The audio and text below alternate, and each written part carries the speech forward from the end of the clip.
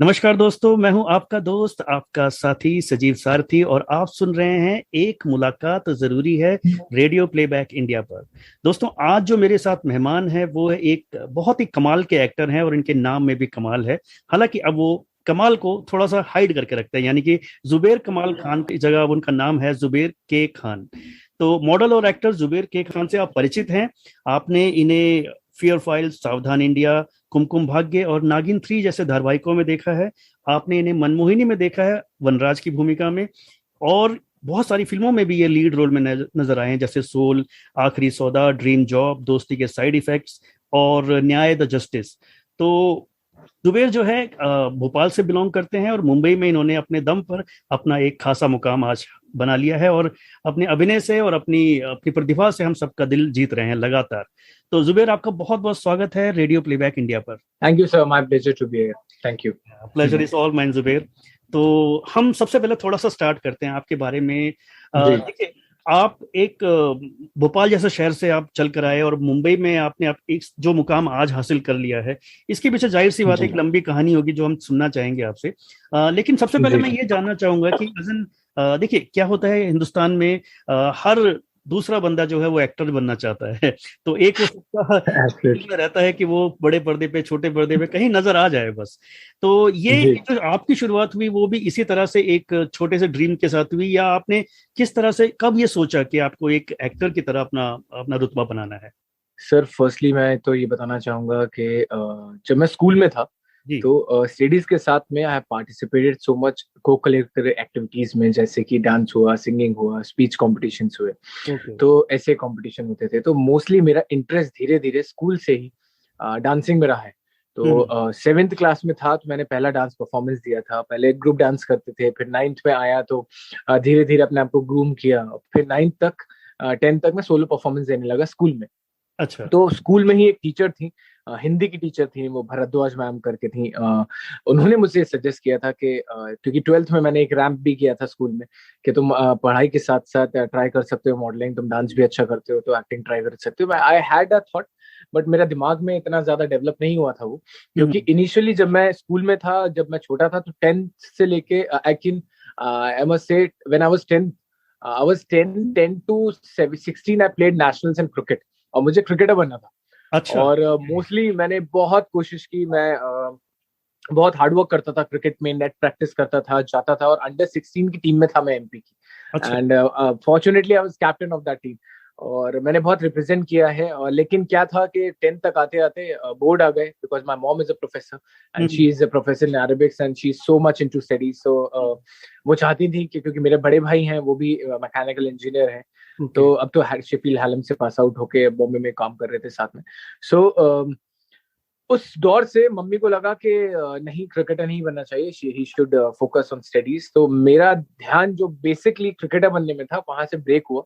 अच्छा। और बिकॉज मेरी मेहनत इतनी ज्यादा थी, तो मुझे वो अपने आप में नाम कमाना का जो लत थी, वो जो जज्बा था, वो ऑलरेडी पैदा हो चुका था। तो हम्म। 10th तक, क्योंकि मैं स्कूल में डांस कर रहा था, क्रिकेट इवनिंग में जाके खेल रहा था, तो 10th तक जब मैंने क्रिकेट छोड़ा तो मम्मी से डिस्कस किया, तो मम्मी ने बोला कि नहीं नहीं, your studies are getting affected, तो आपको हम्म। नहीं करना है। तो मैंने कंप्लीटली क्रिकेट को क्विट किया, और फिर सोचा कि अब कुछ ना कुछ, क्योंकि मुझे उस जज्बे का, जो हार्डवर्क का, जो जिस तरीके से कुछ पाने का, अपना नाम बनाने का जो जज्बा होता है, वो लग चुका था। हम्म। तो हार्डवर्किंग बहुत ज्यादा हूँ। तो उस हम्म। वजह से क्या हुआ कि मैंने कहा ठीक है, कोई बात नहीं। तो मैंने डांस चालू रखा, डांस स्टार्ट रखा, डांस में परफॉर्मेंस देता रहा स्कूल में। बट अच्छा। 12th तक आई मेड माई माइंड कि मुझे एग्जैक्टली क्या करना है। और मैं 16 साल में था, तो 16 साल से आफ्टर 10th स्टैंडर्ड मैंने जिम ज्वाइन कर लिया था। हम्म। और क्योंकि 10th की छुट्टियां होती हैं, 11th में ज्वाइनिंग होती है, तो उस 3 महीने में मैंने इतना वर्कआउट करके अपनी बॉडी डेवलप करना स्टार्ट कर दी थी। तो 17-18 साल में, जब मैं 18 साल में स्कूल से पास आउट हुआ, तो मोस्टली मैं 6 फीट का, और स्कूल में क्योंकि क्रिकेट खेला हुआ हूँ, तो मेरी पर्सनैलिटी ऑलरेडी डेवलप हो चुकी थी, और वर्कआउट स्टार्ट कर दिया था। हम्म। और एक इंटर स्कूल कॉम्पिटिशन था मॉडलिंग का, तो उसमें पार्टिसिपेट किया, because I was from coed school, so my communication was so good, मेरा इंटरेक्शन बहुत अच्छा था। तो ओके। क्वेश्चन आंसर्स में मैंने बाजी मार ली। तो हम्म। मैं वो एक इंटर स्कूल छोटा सा कंपटीशन पेजेंट जीत गया था।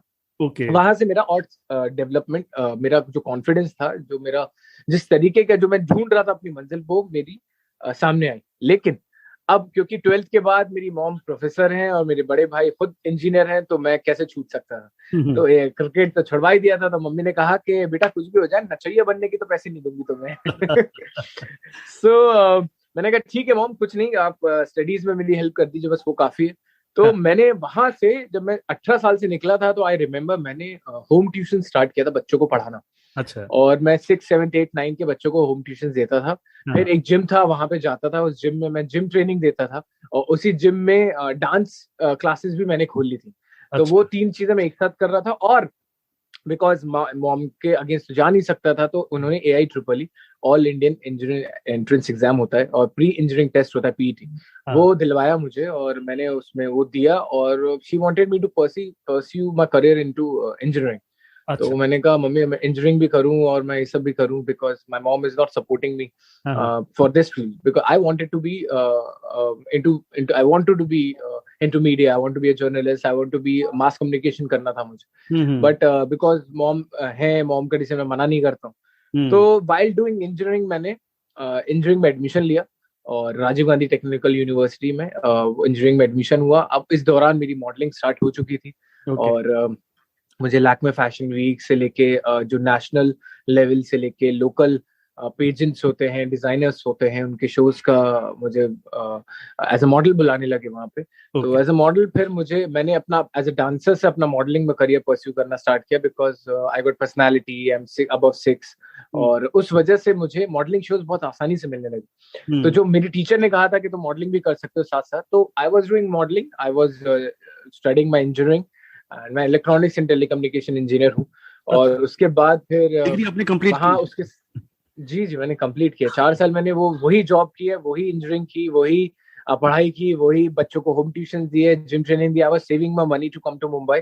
और 4 साल हुए मेरे। उसके बाद में मैंने मम्मी को डिग्री दी एंड फॉर्चुनेटली मैंने ऑनर्स की डिग्री ली। और बिकॉज मुझे बहुत बहुत पढ़ाने का जज्बा है, इंटरेक्शन बहुत ज्यादा है। तो उस वजह से मेरा जो दिल थी मेरी, जो जिगर था, दिल था, सब एक जगह लगा दिया मैंने। अच्छा। और मैंने पूरी की पूरी जान लगा के इंजीनियरिंग कंप्लीट की, फिनिश की। And I given my degree to mom and I told her कि नाउ इट्स टाइम कि I should hit to Mumbai. और क्योंकि मुझे इतना एक्सपीरियंस हो गया था उन 4 सालों में इंजीनियरिंग के, during 18 to 22 I was running around. मैं लैक्मे फैशन वीक के लिए आता था दिल्ली, दिल्ली से बॉम्बे, बॉम्बे से वापस बैंगलोर। तो मैं शोज के लिए बहुत ट्रैवल करने लगा। और मीनवाइल मैं बच्चों को पढ़ाता भी था। तो 25 days I used to teach them and 5 days continuously I used to take holidays. वो 5 दिन की मैं छुट्टी एक साथ लेता था, उन 5 दिनों में शोज करता था। अच्छा। और शोज के ऑडिशंस भी देता था। तो उस वजह से मुझे शहर का, इस दिल्ली का, मुंबई का, इन सब का अंदाजा हो गया। और जब डिग्री दी मैं मुझे, तो मम्मी ने तभी बोला कि now what she wants me to do job. जो मैंने कैंपस सिलेक्शन दिया था, इन्फोसिस में सिलेक्शन हो गया था, Tata and all that. But मैंने फिर मम्मी को स्टैंड लिया। मैंने कहा mummy I can't listen to you now any more, because my interest is something. और मुझे मेरा एक्टर बनने के लिए मुकाम है कि मेरी स्टेप्स है डांसिंग, डांसिंग से मॉडलिंग, मॉडलिंग से एक्टिंग। तो मैं नहीं चाहता कि मैं इंजीनियरिंग में या जॉब में रहूं और 9 to 5 जॉब कर सकूं, क्योंकि मैं बहुत क्रिएटिव हूं और मुझसे बर्दाश्त नहीं होती। और क्योंकि मैं 4 साल एकदम से बच्चों को पढ़ाना, मेरी एक हैबिचुअल लाइफ हो गई थी कि that this time I need to teach student, this time I need to give dance classes, gym training, then खुद का जिम, देन खुद की इंजीनियरिंग का पढ़ना। बहुत कुछ मेरा वो 4 साल में हुआ है। उससे मैं बहुत स्ट्रॉन्ग बना हूं बदल। तो उसके बाद फिर मैं बॉम्बे आया 2011 में। एंड फिर वहां से फिर मैं वापस से जीरो पे स्टार्ट हुआ, क्योंकि एक बड़ा शहर में आना, एक छोटे शहर से, और वहां पे ऐसा ट्रीटमेंट ही मुझे पता ही नहीं था यहाँ पे क्या कैसे सिस्टम होता है। बिकॉज मॉडलिंग में था तो लोगों को पता था, बट मुझे एक चीज समझ में आई कि मुझे आपको और नोन मॉडल होने के लिए आपको पेजेंट जीतना पड़ता है। तो आई वाज ट्राइंग फॉर ग्लैडरैक्स, क्योंकि मम्मी ने ग्लैडरैक्स में जाने नहीं दिया था। But Grasim mister India last year हो रहा था 2011 में। आई केम टू मुंबई और उसमें मैंने बॉम्बे से ही रिप्रेजेंट किया मिस्टर इंडिया का पेजेंट। एंड फॉर्चुनेटली वो 1 महीने की वर्कशॉप हुई, सब कुछ हुआ और मैं उस पेजेंट को जीत गया 2011 में। तो आई बिकम मिस्टर इंडिया 2012। उसके बाद फिर मेरे थोड़े रास्ते खुले, लेकिन फिर वही था कि मुझे समझ में आई चीजें। लेकिन एक मैंने बहुत अच्छी चीज की थी, जब मैं बॉम्बे आ रहा था उससे पहले मैंने 6 महीने का थिएटर किया था हबीब तनवीर सर के अंडर में, भोपाल में। अच्छा। उनके एक शागिर्द हैं सरफराज हसन करके, उनके अंदर में मैंने थिएटर्स किया था। Theatres actually not that specific, but हाँ थिएटर्स की वर्कशॉप बहुत ज्यादा की थी। और मैंने उसके बाद मैंने सोचा कि यहाँ पे काम बहुत ज्यादा है, लेकिन आपको तरीका आना चाहिए, and you have to be at the right time at the right place. तो वो चीज, और आधे से ज्यादा मैंने चीजें फिल्मों से ही सीखी है, फिल्मों से ही, जो फिल्मों में दिखाया जाता है सबसे सीखा है मैंने। फिर सर मैं 2011 में आई केम टू मुंबई, एंड यहाँ से जर्नी अलग ही स्टार्ट हुई। यहाँ से मॉडलिंग शोज मैंने कम कर दिए और एक्टिंग के ऑडिशन ज्यादा देने लगा। और फिर मुझे समझ में आया कि यहाँ पे पूरा पैकेज बनना पड़ता है। तो फिर 2011 में मैंने फिटनेस फर्स्ट एक जिम था यहाँ पे, वहाँ ज्वाइन किया, जहाँ पे मुझे सुशांत मिले थे, जहाँ पे मुझे सिद्धार्थ भी मिले थे, जहाँ पे बहुत सारे लोग थे जो ऑलरेडी काम कर रहे थे यहाँ पे। उन्होंने मुझे गाइड किया, और फिर मुझे समझ में आया कि मुझे थिनर फेस थिकर बॉडी रखना है, मुझे अपने आप में एक्टिंग में काम करना है, मुझे मार्शल आर्ट जाना चाहिए, मुझे स्विमिंग आनी चाहिए, मुझे हॉर्स राइडिंग आनी चाहिए। ये सब मैंने बॉम्बे में आके सीखी है। सो एट प्रेजेंटली जब मैंने वो सब सीखा कि मुझे एक्शन करना है, कॉमेडी करनी है, रोमांस करना है, बॉडी दिखानी है, तो मैंने सारी चीजें, चाहे मैं पहले से डांस तो बहुत अच्छा करता ही था, तो डांसर से फिर मैं बॉडी में आया, वर्कआउट करके और चिजल किया, फिर मार्शल आर्ट सीखा, फिर स्विमिंग सीखी, फिर हॉर्स राइडिंग सीखी। एवरीथिंग जो जो मुझे लगता था एज हीरो किसी को पोर्ट्रेट करना चाहिए, उसके लिए जो जो कामयाबी हासिल करने के लिए जो चीजें करनी चाहिए वो मैंने करना स्टार्ट की। उसके साथ साथ एक्टिंग ऑडिशंस दिए। मैंने कोई कोर्स नहीं किया एक्टिंग का, और मैंने कभी मैंने हर चीज कर करके सीखी। हमेशा ही बोलता हूँ कि acting is a learning process, and how much what ever you do just do 100%, और वो आप इतना एफर्ट लगाओ कि उसको एफर्टलेस लगे। तो वहां से सर जर्नी स्टार्ट हुई, और फिर मैंने 2011 में कमर्शियल्स करना स्टार्ट किए, बिकॉज थोड़ा बहुत खूबसूरत दिखता था।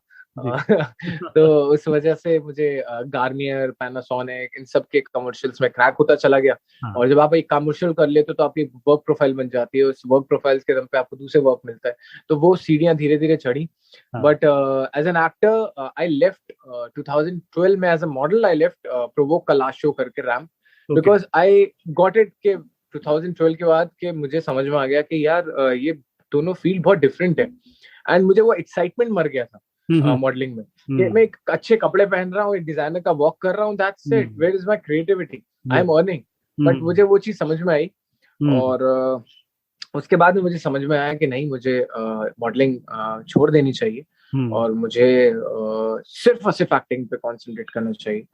तो मैंने अपना पूरा कंसंट्रेशन एक्टिंग पे लगाया। तो जुबेर, जो समझाऊं मैं, मुझे लगता है कि वो जो 4 साल आपके लाइफ के रहे इंजीनियरिंग वाले, उन्होंने आपको एक तरीके से पूरी तरह से मोल्ड किया। मतलब आपने एक इंजीनियरिंग डिग्री कंप्लीट की, जो अपने आप में एक मुकम्मल काम होता है, और उनके साथ रहते हुए आपने डांस क्लास किए, आपने बहुत सारी एक्टिविटीज करी जो आपको एज एन एक्टर बनने के लिए आपको करनी चाहिए। तो ये 4 साल जो है आपकी लाइफ के बहुत ही क्रूशल रहे आपकी लाइफ में। और उसके बाद जो जिस तरह से आप मुंबई में आए, मुंबई भी एक आपके लिए बिल्कुल अलग तरह का शहर था, वहां पे भी आपने अपना एक शुरुआत करी, खुद लर्न किया चीजों को, और आज आप इस मुकाम पर हैं। तो ये वाकई एक बहुत अमेजिंग सी जर्नी है आपकी। तो मैं जानना चाहूंगा कि और सर अब तो 10 साल हो गए, और मैंने खुद का घर ले लिया बॉम्बे में। बहुत सारी चीजें हैं जो कर करके सीखी और सीखता जा रहा हूँ। तो बट इतना मुझे यकीन जो था शुरू में अगेंस्ट थे, अब उनका क्या अभी नजर? अब लोग आते हैं सर, फोटोज लेते हैं, और अब जहां भी, क्योंकि मैंने डेली सोप भी किया, मैंने कमर्शियल्स भी किए, मैंने वीडियो शूट्स भी किए, मैंने अपनी लाइफ में फिल्म्स भी की, छोटी फिल्म भी की, बड़ी फिल्म भी की, लेकर हम दीवाना दिल की। अभी भी मैं आपको काम के आगे फ्यूचर नोट्स बताऊंगा कि क्या क्या प्लानिंग है और क्या क्या आ रहा है। नहीं, मैं अभी मैंने पेरेंट्स का क्या रिएक्शन रहा अभी मतलब पहले तो वो अगेंस्ट थे आपके? तब ऐसा रहा सर कि क्योंकि जब मैं बहुत हार्डली 2-3 साल के बाद डेली सोप कसम तेरे प्यार की जो कलर्स किया था, उसके बाद मैं घर गया तो सब कुछ चेंज हो गया। और मम्मी प्राउड हो गई, सब लोग आ रहे थे, नेबर्स आके, क्योंकि मैंने जो कैरेक्टर किया था मनप्रीत सिंह बेदी, वो इतना फेमस हुआ है टचवुड कि everyone started loving me, and जितना ज्यादा मम्मी को था कि शायद ना, क्योंकि कोई हर इंसान, हर पेरेंट अपने बेटे बेटी के लिए यही सोचते हैं, अपने बच्चों के लिए, कि वो लोग बस सिंपल लाइफ जिए और इतना ज्यादा स्ट्रगल ना करें। और क्योंकि मैंने लाइफ खुद से चुनी थी, तो I don't blame them, but they are happy now, they are proud, and I am happy कि दे आर हैप्पी। और क्या, बट अच्छा लगता है, अब मम्मी प्राउड होती है, मम्मी को लगता है कि मुझे आयशा कमाल के नाम से लोग जुबैर कमाल खान को पहचानते थे, आज जुबैर के खान की मम्मी को पहचानते हैं, आयशा वो जा रही हैं, तो अच्छा लगता है मम्मी को। और अभी मेरी मम्मी की रिसेंटली ओपन हार्ट सर्जरी हुई थी, ओहो। और I was there in Bhopal and hospital में था, तो तब पूरे time 20 days I was with her. हम्म। बट जब जब उनको डिस्चार्ज हो रहा था तो सामने के पेशेंट्स आके मेरे साथ फोटोज खिंचवा रहे थे, nurses were clicking pictures with me, तो she is now so right happy and she is like कि नाइस, अच्छा लगता है जी। जो भी आपकी हार्ड वर्क थी वो यहाँ पे कंप्लीट हो गई आके, राइट? तो डेफिनेटली हार्ड वर्क तो सर हमेशा चलती रहेगी, और मैं वही हमेशा मेहनत करता हूँ, और कोशिश करता हूँ कि लास्ट ईयर के जुबैर से कंपटीशन में रहूँ इस साल के जुबैर को, एंड बिल्कुल। हमेशा कॉम्पिटेट जुबैर वर्सेस जुबैर। तो मैं कोशिश यही करता हूँ कि जी जान लगाऊं, 100% दूं, और हार्ड वर्क तो हमेशा ही चलता रहेगा। मैं हमेशा अपने आप को एज अ स्ट्रगलर ही मानता हूँ, एज अ गाय, क्योंकि मैंने कंफर्ट लेवल में जीना सीखा ही नहीं है। बिल्कुल। मैं जिस चीज को अचीव करता हूँ उसके बाद मेरा नेक्स्ट टारगेट हो जाता है, नेक्स्ट के बाद थर्ड हो जाता है, तो वही हम्म। चीज मेरी लाइफ है। एंड आई फील लाइक कि जब आपका सफर ही आपकी मंजिल बन जाता है, तो फिर आपको किसी एक मंजिल को पाने की ख्वाहिश नहीं होती, क्योंकि यस। जब वो आप मंजिल को पा जाते हो तो वो फिर मंजिल आपके मायने नहीं रखती, वो फिर मंजिल की इंपॉर्टेंस खत्म हो जाती है। बिल्कुल बिल्कुल। ऐसा है सो ग्रेट, सो जी। ग्रेट। इतनी यंग एज में आप इतना इतनी गहरी आप दार्शनिकता रखते हैं, ये बहुत बहुत अच्छी बात है जुबेर। तो मैं ये जानना चाहता था कि जो सीरियल में आपका सफर रहा, मतलब आपने काफी सारे कैमियोज, जी बहुत फेमस हुए, नागिन 3 में आप जी नजर आए, एंड देन आपके भी पास ये जो सीरियल था मनमोहनी सर, जो। मैंने सीरियल की, मैं एक्चुअली फिल्म ही कर रहा था, ओके। और ड्रीम जॉब, लेकर हम दीवाना दिल, सैफ अली खान सर प्रोडक्शंस की जो फिल्म थी, हम्म। दिनेश विजन सर की, वो मेरी पहली डेब्यू थी। लेकिन क्योंकि मैंने फिल्म्स कर रहा था, मैं एड्स कर रहा था, और मैं एपिसोडिक्स कर रहा था, लाइक मैंने सावधान इंडिया 3 दिन का शूट किया, 5 दिन का शूट किया, मैंने बहुत सारे एपिसोडिक्स किए हैं, हम्म। बहुत सारे एड्स किए, because I was not ready to do contract with someone, some hmm. Production house, longer duration of time के लिए। तो मैं हम्म। 5 दिन शूट करता था, और फिर आजाद फील करता था, फिर हम्म। फिल्म करता था 20 days, 45 days, देन आजाद फील करता था। तो हम्म। इस वजह से मैं अपनी कंडीशंस खुद से चाह रहा था कि हम्म। मैं अपनी लाइफ खुद क्रिएट करूं। बट हम्म। क्या हुआ कि मैंने वीडियो एल्बम भी कर लिए, एपिसोडिक भी कर लिए, एड्स भी कर लिया, फिल्म भी कर ली, तो आई वाज लाइक मैंने अभी लाइफ में अभी तक किया क्या नहीं है। तो एक हम्म। ही चीज थी जो मैंने नहीं की थी, और वो था डेली सोप। हम्म। और फिर क्योंकि 2011 से 2015 तक मैं एपिसोडिक्स, एड, फिल्म्स करके इतना एक्सपीरियंस हो गया था, मुझे समझ में आ गया था, बट डेली सोप की life is like a newspaper, that every day you have to shoot, every day it has to telecast. तो वो हम्म। मैंने लाइफ नहीं देखी थी, तो I wanted to test that life. Okay. तो मैं ऑडिशन दे रहा था, और मैंने कसम तेरे प्यार के भी का भी ऑडिशन दिया था, मनप्रीत सिंह बेदी का। Hmm. And fortunately Ekta ma'am liked it. और मेरी 2 फिल्म थी, ड्रीम जॉब और आखिरी सौदा, ये दोनों पोस्ट प्रोडक्शन पे थी, और मुझे हम्म। नहीं पता था वो कब रिलीज होंगी, तो मैंने कहा ठीक है, जब तक रिलीज होंगी तब तक I will do the show. Hmm. और मुझे पता भी नहीं था कि वो रिलीज होंगी भी उसके बाद, लेकिन शो से बड़ा फेमस कर देगा मुझे। तो हम्म। नो वन नोज कि मैंने ड्रीम जॉब कसम तेरे प्यार की करने से पहले की थी। तो जो हम्म। ड्रीम जॉब देखते हैं वो लोग इस वजह से देखते हैं कि मनप्रीत सिंह बेदी की फिल्म है, लेकिन मनप्रीत सिंह बेदी वो बाद में बना था, जब ड्रीम जॉब उसने मुकेश महाजन का कैरेक्टर पहले कर लिया था। ओके। ओके। तो बहुत डिफरेंट चीजें हैं। हाँ। बट वो डेली शो मैंने किया नहीं था सर, फिर वो डेली शो में मेरी जर्नी स्टार्ट हुई, Ekta ma'am selected me for Manpreet Singh Bedi. मैंने 2 साल 3 साल का कॉन्ट्रैक्ट किया, हाँ। एंड 2.5 years मैंने वो शो किया, और मोस्टली उसी से मेरी पहचान बनी, और मुझे इकोनॉमिकली भी I got more sufficiently good. Hmm. And उसके बाद में फिर वापस से कसम से मैं निकला कि कॉन्ट्रैक्ट खत्म हो गया था मेरा। हम्म। एंड वहां से फिर वापस से मुझे फिल्म्स के ऑफर आए, तो मैंने वापस से फिल्म्स की। हम्म। और फिल्म्स फिर मैंने दोस्ती के साइड इफेक्ट की, पागल कर दिया तूने मुग्धा गुडसे के साथ की, हम्म। दोस्ती के साइड इफेक्ट में सपना चौधरी मेरे साथ में थी, वो की। फिर एक हॉन्टेड हिल्स फिल्म की, जिसमें हम्म। डायना खान थी, वो फिनिश की। और फिर मुझे वापस से डेली सोप का ऑफर आया, क्योंकि मुझे आई एम वेरी वर्कोहॉलिक, तो मुझे हम्म। हर दिन काम करने की आदत है। और हम्म। टीवी में ही हो सकता है, फिल्म्स में क्या होता है 45 days, और बट हम्म। शूट नहीं, मैं या तो काम कर रहा होता हूँ या काम ढूंढ रहा होता हूँ। तो राइट। जब मैं काम कर चुका होता हूँ और मैं अब काम ढूंढना नहीं चाहता, जो काम आ रहा है, बट वो फिल्मों का जो हम्म। डेट होती है, स्केड्यूलिंग होती है, डेली नहीं होती, तो okay. That's the reason I wait.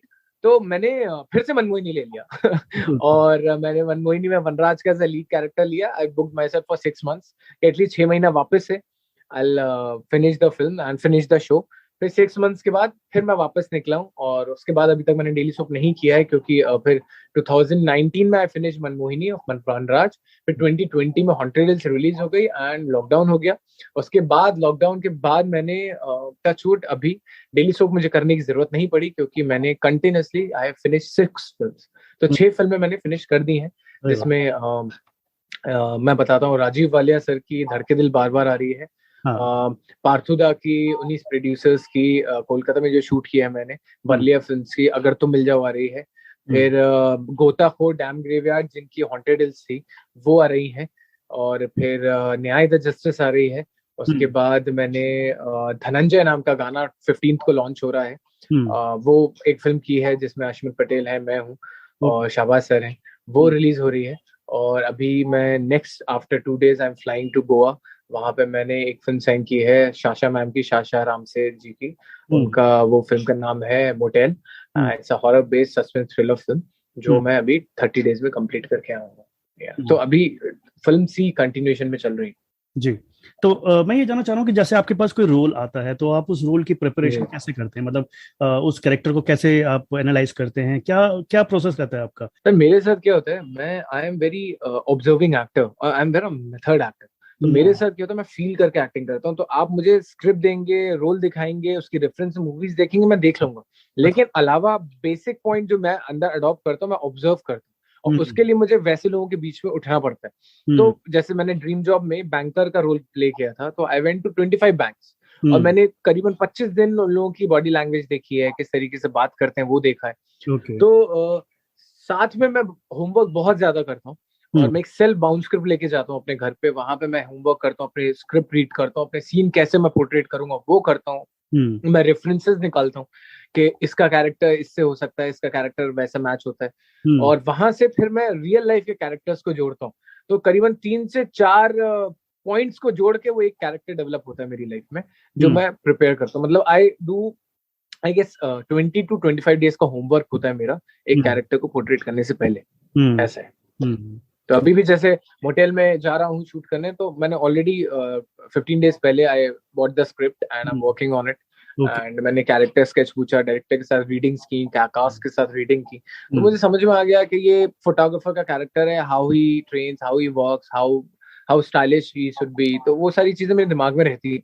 तो क्योंकि मैं जिंदगी में मॉडलिंग से और एक्टिंग के आने से पहले मुझे जिंदगी ने इतना कुछ सिखा दिया था कि जब मैं ऑलरेडी लोगों से मिल रहा था, उनको ऑब्जर्व कर रहा था। तो अगर मैं क्रिकेटर का रोल प्ले करूं, या मैं जैसे न्याय में तो बायोपिक ही है, वहां तो मैं ऑलरेडी उनसे सीखा हुआ हूँ मार्शल आर्ट्स, जो मेरे खुद मैं उनका फैन था, तो वहां से मैंने ऑब्जर्व किया था चीजें। तो मुझे बहुत सारी चीजें आसानी होती है क्योंकि मैं रियल लाइफ में ऑब्जर्व कर लेता हूँ। हाँ, सुशांत के बारे में मैं पूछना चाह रहा था। आपने बताया कि आप उनसे टिप्स लिया करते थे, तो बहुत अनफॉर्चुनेटली उनकी जो डेथ हुई उसके बाद आपने उनका बायोपिक किया, तो वो कितना इमोशनल रहा आपके लिए, वो जो रोल था सुशांत वाला जो रोल?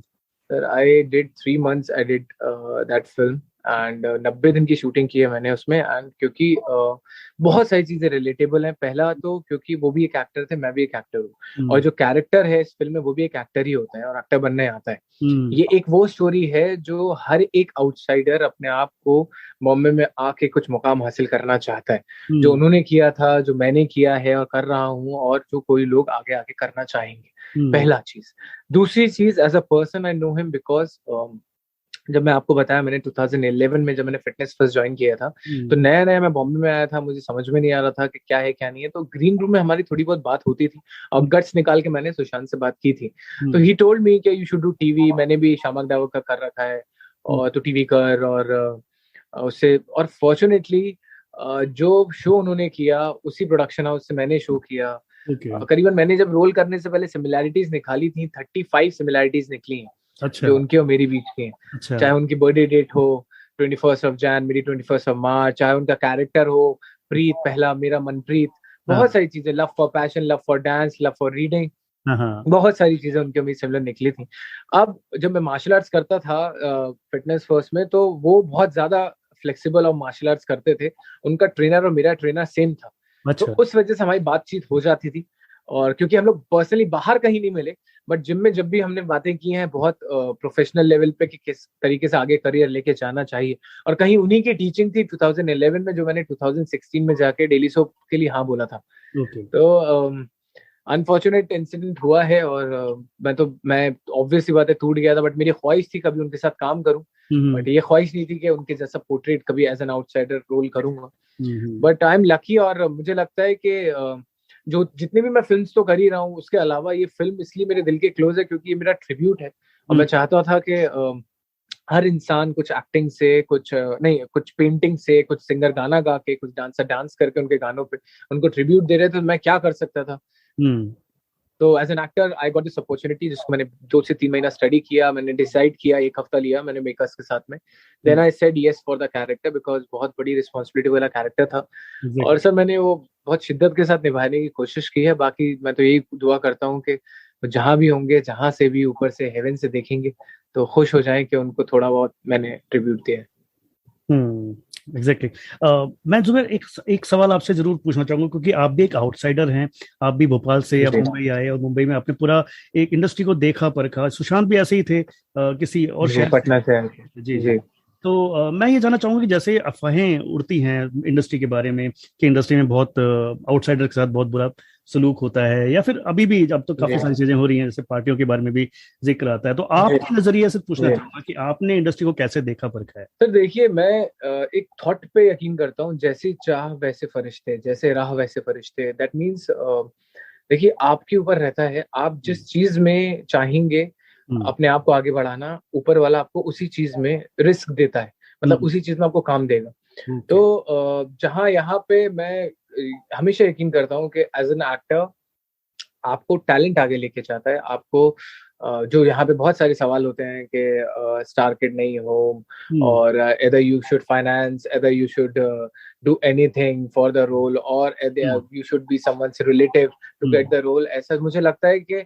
वो आप एक मौका आपको मिल सकता है किसी की सिफारिश के थ्रू, या पैसा लगा के, या कुछ गलत करके, लेकिन वो एक के बाद दूसरा मौका आपको नहीं मिलेगा, और दूसरा मौका आपको टैलेंट के दम पे मिलेगा। और हम्म। हमारी इंडस्ट्री में चाहे नवाजुद्दीन सिद्दीकी सर हैं, चाहे इरफान खान सर थे जो मेरे खुद के पर्सनल इंस्पिरेशन है, चाहे शाहरुख सर हैं, अक्षय सर हैं, इन सारे एक्टर जो आउटसाइडर्स थे, उन्होंने आज अपना मुकाम हासिल किया है, ना ही किसी सिफारिश पे, ना ही पैसा लगा के। वो राइट। सिर्फ और सिर्फ अपना मेहनत के दम पे कंटिन्यूसली काम करते गए, और धीरे धीरे काम करते गए, दुनिया उनके काम को पसंद करती गई, वो आगे बढ़ते गए। That's what I believe. अगर आपको लगता है कि कंपैरिजन किया जाए एक स्टार किड को और एक आउटसाइडर को, तो मेहनत तो दोनों की लगती है। और व्हाट आई पर्सनली फील कि उन लोगों पे तो ज्यादा प्रेशर होता है, हमारे पे तो कंपैरिजन नहीं होता कि यार मैं किसी फादर का बेटा नहीं हूं तो कंपेयर नहीं होगा। वहां पे तो कंपैरिजन होता है कि उसके फादर ने, ही वाज अ लेजेंड, तो आप क्या राइट। कर रहे हो। तो उनपे तो आई गेस डबल प्रेशर होता है कि हम्म। परफॉर्मेंस अच्छा देना है। ओके। बाकी मेहनत के ऊपर है, और मैं कोशिश तो यही करता हूँ कि मैं मेहनत करूं, और हर आउटसाइडर को यही बोलता हूँ कि हर इंसान अपनी किस्मत लेके आता है, बट हाँ, आप मेहनत करेंगे तो आपकी किस्मत लिखी जाती है। पहले हार्डवर्क है, फिर I believe in destiny. Right. तो जुबेर, कुछ छोटे छोटे क्वेश्चंस मैं आपको रखता हूँ, दो चॉइसेस दूंगा आपको, उनमें से आप जी एक सर। इंस्टेंटली जो आपके दिमाग में आता है। दिलीप कुमार या देवानंद? दिलीप कुमार साहब। आर डी बर्मन या A R Rahman? A R Rahman. Hema Malini या स्मिता पाटिल? हेमा मालिनी। ग्रेट। सलमान और शाहरुख? वेरी टफ बिकॉज मेरे पर्सनल आइडल तो शाहरुख सर हैं, लेकिन बिकॉज जहां भी मैंने काम किया है, मोस्टली मेरे को कॉम्प्लीमेंट सलमान सर जैसा मिला है कि you're a taller version of Salman sir, a cute face, hot body. तो इसलिए बहुत टफ है question, but yeah as an outsider Shahrukh. Great great. अच्छा, मुझे बताइए 3 फिल्में ऐसी जो आपको, आप रात के 2 बजे भी उठकर बैठ के देखने आपके सामने आ जाए तो आप देख लेंगे उसको, मतलब ऐसी फिल्में जो आपके दिल के बहुत क्लोज हैं, जिनसे आप हमेशा से इंस्पायर रहे हैं। बहुत सारी फिल्में हैं सर। एक तो लक बाय चांस है, जिस जिस फिल्म से मैंने सीखा है एक्चुअल में इंडस्ट्री में कैसे ऑडिशन देना क्या, जो फरहान अख्तर साहब ने की थी। हम्म। और दूसरी फिल्म तो ऑब्वियसली बात है, हम फैन ऑफ शाहरुख सर, तो डीडीएलजे वो मुझे बहुत बूस्ट अप कर देती है। हम्म। और तीसरी फिल्म नहीं है सर, एक शो है, फ्रेंड्स आता था। ओके। फ्रेंड्स आपने शायद देखा होगा। नेटफ्लिक्स तो पे। वो शो जो है, जो जिसके 10 एपिसोड 10 सीजन चले हैं, हम्म। तो वो शो कभी भी मैं कहीं पे भी देख सकता हूँ, वो मेरा मूड बना देते हैं। और दीज आर द थिंग्स जो मुझे खुश करते हैं अंदर से। ओके। 3 ऐसे रोल्स जो आप करना चाहते हैं, मतलब आपने देखा है और आप चाहते हैं कि ऐसा कोई मुझे भी रोल मिले तो मैं इसको बहुत शिद्दत से करना चाहूंगा। सर बहुत, अगर मैं बोलता हूँ कि अगर देवदास बनी तीसरी तो शायद वो करना चाहूँ, not Dev D, exactly Devdas type का कैरेक्टर जो दिलीप साहब ने किया था, जो शाहरुख सर ने किया था। तो हम्म। अगर वैसा कुछ मौका मिला तो 100% मैं करना चाहूंगा। ओके। और दूसरा जो ये कैरेक्टर था, जो आर्मी बेस कैरेक्टर था, ये वाला, जो उन्होंने किया था हमारे बॉर्डर वाला जो कैरेक्टर एक था मेरा, आई रिमेम्बर उसमें। Actually I wanted to be air force officer. ठीक है, तो उसमें आप बोल सकते हैं वीर ज़ारा में जो शाहरुख सर ने किया, या जो जैकी श्रॉफ सर थे उसमें वाटर में, तो I want that attire, I want that uniform to wear, I want to perform like that, कि कोई ऐसी स्टोरी जिसमें एयरफोर्स ऑफिसर का रोल करने को मिले और उसमें परफॉर्मेंस करने को मिले।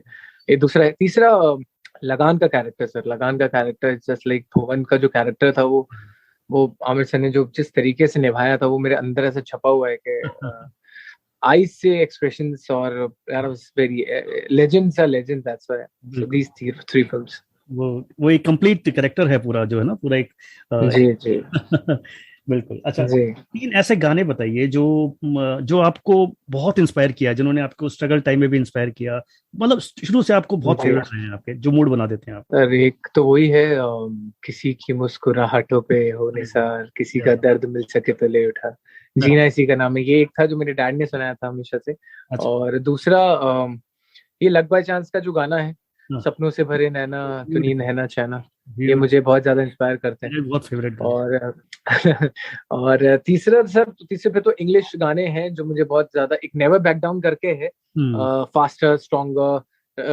तो वो मूवी आई थी तो उसने मुझे बहुत इंस्पायर किया था, जिसमें केन वेस्ट का है वो, फास्टर स्ट्रॉन्गर बेटर, तो वो है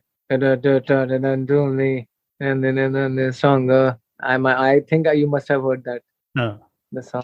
जी, नेवर बैक डाउन मूवी का है वो। ये 3 है जी जी, basic. Okay, great great. Okay Zuber, तो 10 साल के बाद, आज से 10 साल के बाद आप अपने आपको किस मुकाम पर देखना चाहेंगे, मतलब as an actor, as a performer, कहाँ पे देखना चाहेंगे? जैसे मैं एग्जांपल बताता हूँ, शाहरुख खान जब इंडस्ट्री में नए नए आए थे, तो उन्होंने ये कहा था कि मुझे 5 फिल्में चाहिए जब मैं रिटायर हूँ इंडस्ट्री से, तो मुझे चाहिए 5 फिल्में जो मेरे जो मुझे हमेशा याद रहे, कि हाँ, लोग हमेशा याद रखें कि ये शाहरुख खान की 5 फिल्में हैं। तो ऐसा आपका क्या रोल, आपका क्या ड्रीम है? सर ड्रीम, सबसे पहले मैं बताता हूँ कि जब मैं क्रिकेटर बन रहा था ना, तभी मैंने एक चीज डिसाइड की थी कि I want to work till 60s 70s 80s, मुझे रिटायर नहीं होना है। अच्छा, मेरे दिमाग में हमेशा से था, तभी शायद क्रिकेटर्स के लिए मैंने दिमाग में ये हो गया था कि ठीक है वो लोग फेमस हो जाते हैं, पैसा भी कमा लेते हैं, बट 35 के बाद मैक्सिमम दे गेट रिटायर, और फिर वो या तो कोच बनते हैं या कमेंटेटर बनते हैं, या दे डोंट प्ले। और मुझे वो नहीं करना था। फिर वहीं से मैंने थॉट लिया है, तो मुझे ऐसा लगता है कि आगे 10 साल के बाद में भी, जैसे मैंने आपको बताया कि मैंने कभी मंजिल नहीं मानी कुछ, मैंने जर्नी को ही मंजिल माना है। तो मैं चाहता हूँ कि मैं हमेशा से काम करता रहूं, और मेरे पास अच्छा काम हो, अच्छा काम, 10-10 फिल्में, मैं कोशिश करता हूँ कि 3 फिल्में एटलीस्ट 3 महीने में एक फिल्म फिनिश करूं, तो करीबन 6 फिल्में, 6 से के टारगेट ये रहे कि 4 फिल्में फिनिश हो गई हैं और 6 फिल्में कर लूं 1 साल की, और वही मेरा कोशिश रहेगी।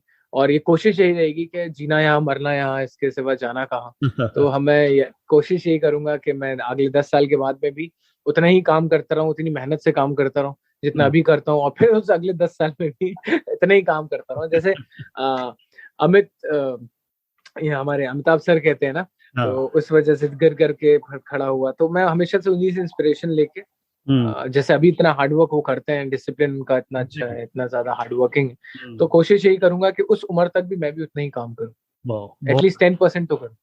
बहुत अच्छा, बहुत अच्छा। अच्छा, जो यंगस्टर्स इंडस्ट्री में आज आना चाह रहे हैं, लास्ट सवाल है आपसे, कि जो यंगस्टर्स आना चाह रहे हैं इंडस्ट्री में, उनके लिए आपका क्या मैसेज रहेगा? मतलब आपने 10 साल में जो मुकाम हासिल किया है, इस लेवल तक उनको आने में उनको क्या क्या करना चाहिए? जैसे आपने एक एग्जैक्ट ड्रीम बना लिया था कि पहले मुझे डांसिंग करना है, फिर मॉडलिंग करना है, फिर एक्टिंग करना है, तो ऐसे आप क्या क्या सलाह देना चाहेंगे ऐसे यंगस्टर्स को जो एक्टिंग को अपना कैरियर बना? स्मॉल स्मॉल प्लानिंग्स ही आपको बिग प्लानिंग्स में अचीव करने को लेके जाती हैं, that's what I believe. And planning करना, कंसिस्टेंसी रखना, और अपने आप को उतने हार्ट को स्ट्रॉन्ग करना अंदर से कि आप रिजेक्शंस ले सको। आपको इतना स्ट्रॉन्ग रहना है अंदर से कि आपकी लाइफ में एक डिसिप्लिन रहे, कि मॉर्निंग टू इवनिंग आपका एक टाइम टेबल हो। एंड ऑलवेज मैं यही कोशिश करता हूँ कि उन लोगों को ना भूलूं जिनको मैं बहुत पहले से जानता था। तो आप ग्राउंडेड रहोगे, तो अब जितना ग्राउंडेड रहोगे उतना ज्यादा आपको अपना फील रहेगा, अपने को इस दुनिया से, इस जहान से अटैचमेंट फील रहेगा। तो आप ग्राउंडेड रहो, आप हार्डवर्क करो, और रिजल्ट ऊपर वाले पे छोड़ दो, बेस्ट अपना दे दो। जो जहाँ पे जिस फिल्म को या जिस जगह को उसको लेके जाना होगा, वो ऊपर वाला लेके जाएगा। But give your hard work, give your best, and just other 100% हो, अदरवाइज मत दो। तो 100% करना है तो फिर 100% करना है, अदरवाइज नहीं करना है। Right. Thank you so much. आपको हमारी पूरी टीम की तरफ से बहुत सारी शुभकामनाएं। ईश्वर करे कि आपको और भी बड़ी बड़ी फिल्में मिले और बड़े अच्छे रोल मिले और अपनी काबिलियत से जो है हम सबका दिल जीतते रहे हर बार। तो आपको बहुत सारी शुभकामनाएं, और टाइम निकाला आपने, इतनी बातें शेयर करी हम लोगों से, इसके लिए बहुत बहुत थैंक्स आपका। तो जाते हुए कुछ रेडियो प्लेबैक इंडिया के बारे में भी कुछ आप हमारे श्रोताओं के लिए जो मैसेज देना चाह रहे हैं वो भी जरूर दीजिए। Hello guys, this is Zubair के खान और मैं अभी रेडियो प्लेबैक इंडिया की तरफ से बोल रहा हूं, और मैं सब लोगों से दरखास्त करता हूं कि इसको सब्सक्राइब करिए, इस ब्रॉडकास्ट चैनल को सुनिए, बिकॉज ये बहुत अच्छा है। और उस तरीके से, जिस तरीके से मेरी इतनी खूबसूरत आवाज आपको लग रही है इस रेडियो पे, वैसे ही आप अपनी भी आवाज सुनिए और दरखास्त दीजिए। यहाँ पे रेडियो में जो अच्छे अच्छे गाने बजते हैं उसको सपोर्ट कीजिए, जैसे हम जैसे एक्टर्स को और ज्यादा मोटिवेशन मिले। Best of luck and lots of love Zubair. नमस्कार, यह है radio playback India. Radio playback India, radio playback India.